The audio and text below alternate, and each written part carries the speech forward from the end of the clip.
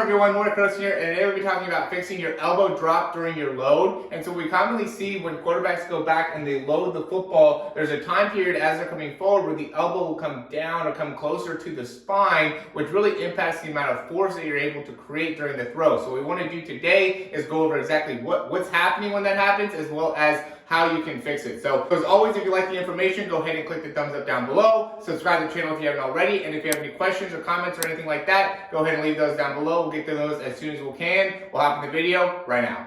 All right, so what's happening when you're going through the load, and I just want to first give you an understanding of like the actual loading process. So as you bring the ball up, what's happening here is, you have activation through the bicep just because the elbow is maintaining a flex position. You also have a lot of activation in the delt, specifically the medial delt as you're coming back, but a little bit of the anterior delt to be able to make sure that the ball stays a little bit more out in front of you. If you go and you're pulling that elbow kind of back this way, now that'll get more of the posterior delt involved, and that will also impact you kind of dropping the ball down a little bit. So I see a lot of guys that go and get the posterior delt, that back arm to get involved. Also will get a little bit more of the tricep involved. That will also cause you to drop the ball. So essentially what you want to do in order to not drop the ball is you want to keep more of the anterior muscles going and not too much of the posterior shoulder muscles going. So another thing that will happen is that quarterbacks will bring the ball back and start to extend that elbow. Once you start to extend the elbow, that gets the triceps more involved, which will also make it so you'll start to dip that elbow in as you're loading. Because when that elbow dip happens, essentially what that is that's a activation of the lats. That's what causes that to happen. So if you go and you kind of push your elbow down, you can feel how that muscle underneath here, and there's a little bit of like subscap and like teres major, some of those muscles in the rotator cuff that are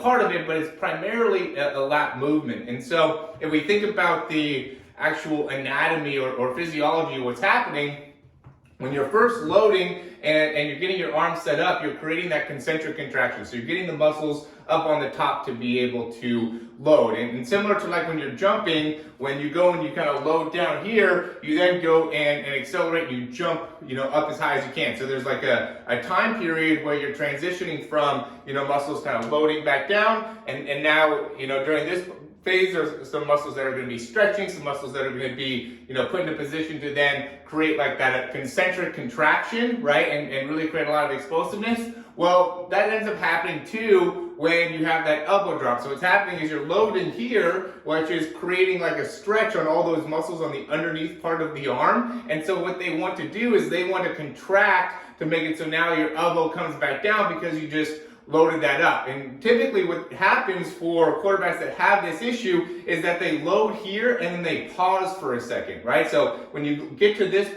position and then you don't immediately kind of transition your elbow up and through and make it so it's one motion, but instead get to here and kind of pause for a second, right? You kind of hold it, then you start to contract all the muscles that have been put on stretch, right? So all these muscles are now stretching, and now what they want to do since they've been in stretch is they want to contract and bring everything back closer in. So in order to fix this issue, what you have to be able to do is you have to make the actual motion more fluid. It just means that you're compartmentalizing the actual movement too much. You're making it so it's like one here, and then the elbow comes down, and the elbow comes up. So it ends up being all these different parts of the throw when the actual throwing motion should be one smooth action. So there should be a load, kind of an upward position here, and then the muscle should immediately go into driving the elbow forward, keeping all, the pecs active, keeping the bicep active, keeping all those muscles going the whole time, instead of loading here, stopping, getting these muscles involved, then getting the muscles in like the anterior part of your shoulder back going again. So that's really going to be the big way to fix it. And,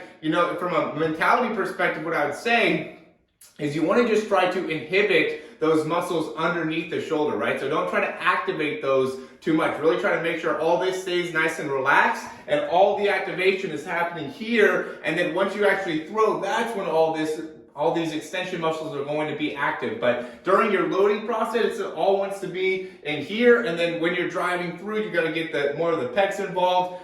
Make sure that elbow's coming all the way through, which is also going to be pecs. It's going to be more anterior delt. It's all kind of that front part of the shoulder. Obviously grip and things that are on the arm. But in terms of what's happening in the shoulder, it's going to be more of those anterior muscles. Don't let those, back shoulder muscles or those lats get involved, because that's what's going to cause that elbow to drop and make it so you're going to again have a harder time creating as much force in the actual throw. So as always, guys, thanks for watching the video. If you have any questions or anything like that, leave those down below. As always, I recommend Quarterback University, our throw programs, our quarterback breakdowns. You know, I think that you really can't get a more detailed explanation of what you can do within your throw, both from a biomechanics standpoint as well as from an anatomy standpoint, is by doing one of our breakdowns. Because once you get a better understanding of, you know, whether it's release time, whether it's something going on with your biomechanics, whether it's something going on with your actual timing, we want to be able to take a look at your throw in order to be able to fix what it is that you're doing that's causing you to not throw the ball as far or as accurately, or having elongated release, or even causing pain in the shoulder. So yeah, if there's anybody that has pain watching this video, I highly recommend you sending in the video of you throwing and doing a breakdown, because we'll be able to fix that in, you know, 1 session, 2 sessions. Most people only do a couple breakdowns with me just because we're able to give you so much value within those couple breakdowns. So that's why I charge like $97 for a breakdown, is because you're just going to get so much value out of it that you probably won't even need to do another breakdown again. You can just do the one breakdown and get so much information that you'll be able to utilize that for the next 6 months. So that gives you a better understanding of that. And during this whole thing, I've been showing you some examples of some of our breakdowns. So as always, guys, thanks for watching, and we'll talk to you soon.